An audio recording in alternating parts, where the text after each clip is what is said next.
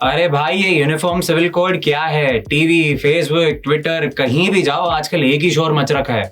UCC UCC, uniform civil code, uniform civil code. कभी कोई politician बोलता है ये हिंदू लॉ है, कभी कोई पॉलिटिशियन बोलता है ये एंटी इंडियन या एंटी मुस्लिम लॉ है। पर यूनिफॉर्म सिविल कोड है क्या? क्या ये सच में हिंदू लॉ है? क्या ये सच में एंटी मुस्लिम है या एंटी किसी और रिलीजन है? चलिए इस नोन का अननोन समझते हैं। इसके लिए सबसे पहले हिस्ट्री से स्टार्ट करते हैं। अगर आप किसी लॉ के स्टूडेंट से या लॉयर से पूछोगे तो इंडिया में 3 तरह के लॉज हैं। पहला क्रिमिनल लॉ, दूसरा कमर्शियल लॉ और तीसरा सिविल लॉ। तो क्रिमिनल लॉ क्या है?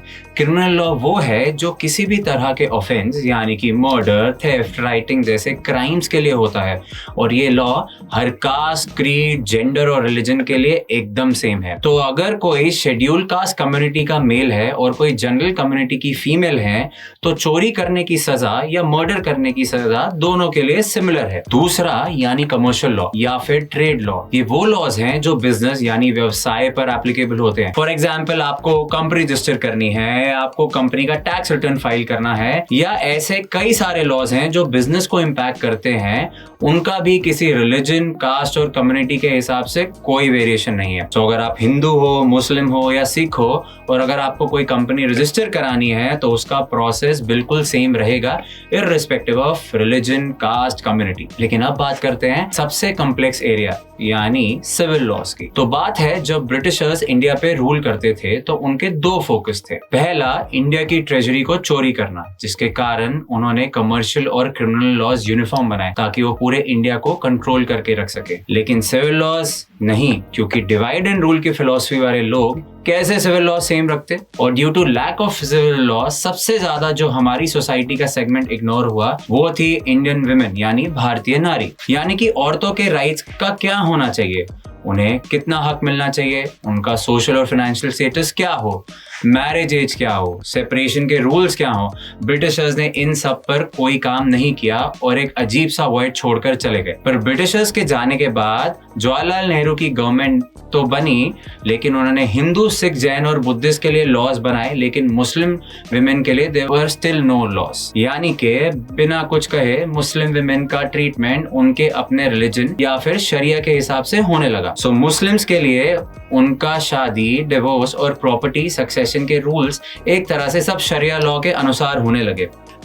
अब आते हैं 1985 में, जब मोहम्मद अहमद खान वर्सेस शाह बानो केस हुआ। कहा जाता है Shah Bano case is seen as one of the milestone in Muslim women fight for rights in India and the battle against the set Muslim personal law board. It led the ground for thousands of women to make legitimate claims which they were not allowed to do before. तो सबसे पहले आपको हिंदी में समझाता हूँ ये case क्या था। तो ये केस था साल 1978 में। शाह बानो नामक एक महिला जो खुद 3 तलाक का शिकार हुई, उनको उनके पति द्वारा 3 तलाक दे दिया। जिस वक्त उन्हें उनके पति मोहम्मद खान ने तलाक दिया था उस वक्त उनकी उम्र मात्र 62 इयर्स की थी। इतना ही नहीं, शाह बानो के 5 बच्चे भी थे। उनके पति ने दूसरी शादी कर ली थी और दूसरी शादी करने के कुछ सालों बाद शाह बानो को तलाक दे दिया था। मोहम्मद ने शाह बानो के साथ अपने बच्चों के लिए भी किसी तरह का खर्चा देने से साफ इनकार कर दिया। अपने पति से 3 तलाक मिलने के बाद शाह बानो ने गुजारा भत्ते को लेकर एमपी की एक लोअर कोर्ट में केस दायर किया, जिसको वो जीत गई थी और अदालत ने उनके पति को, शाह बानो को, हर महीने गुजारा भत्ता देने के लिए कहा। ये केस लोअर कोर्ट से हाई कोर्ट तक गया, लेकिन फिर भी कोर्ट ने जजमेंट में शाह बानो को ही सपोर्ट किया। मगर इस केस में असली मोड़ तब आया जब उस वक्त के प्रधानमंत्री श्री राजीव गांधी ने कोर्ट के आदेश को पूरी तरह बदल दिया। उन्होंने 1986 में मुस्लिम महिला एक्ट संसद में पास करवा लिया। इस एक्ट के मुताबिक मुस्लिम महिला को अगर उसका पति 3 तलाक दे देता है तो केवल 90 दिन यानी 3 महीने तक ही उसे अपनी पत्नी को गुजारा भत्ता देना होगा।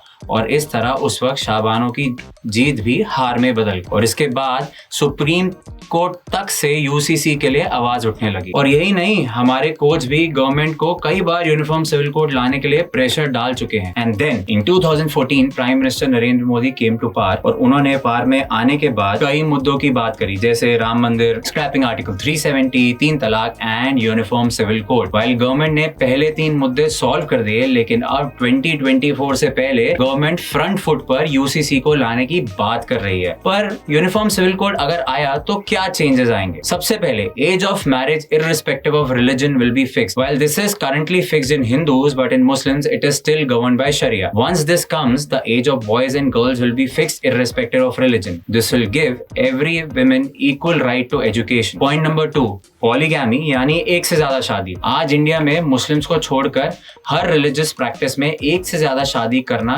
क्राइम है, लेकिन इस्लाम में ऐसा नहीं है एंड इसके कारण lot of women go through harassment. लेकिन यूसीसी के इम्प्लीमेंटेशन के बाद no man can marry more than one woman. अगला पॉइंट, 3 तलाक। वैसे तो गवर्नमेंट ने 3 तलाक बैन कर दिया है, लेकिन आज भी कई ऐसी अनकॉन्स्टिट्यूशनल प्रैक्टिसेस हैं जिनको यूज करके विमेन आर डिवोर्स्ड। तो अगर यूसीसी एप्लीकेबल हुआ तो डिवोर्स सिर्फ कॉन्स्टिट्यूशन से डिफाइंड लीगल प्रोसेस से होगा और हर मुस्लिम महिला को अपने हस्बैंड से एलिमनी यानी गुजारा भत्ता लेने का राइट होगा। चौथा, हलाला। सो लेट्स से एक मुस्लिम लेडी है और उन्होंने अपने हस्बैंड को डिवोर्स दिया है and now if she wants to get back to her husband, तो अपने हस्बैंड से शादी करने से पहले she has to marry another man, get divorced and then remarry her husband again. तो क्या ये exploitation of basic human rights नहीं है? एंड अगर यूसीसी आता है तो ऐसे कितने सारे इनह्यूमन प्रैक्टिसेस पर ब्लैंकेट बैन लग जाएगा। Point number 5, right to adoption. As per Muslim law, Muslim women in India do not have right to adopt a child, but with UCC coming in, Muslim महिलाएं भी अब बच्चे adopt कर पाएंगी। Point number 6, inheritance to ancestors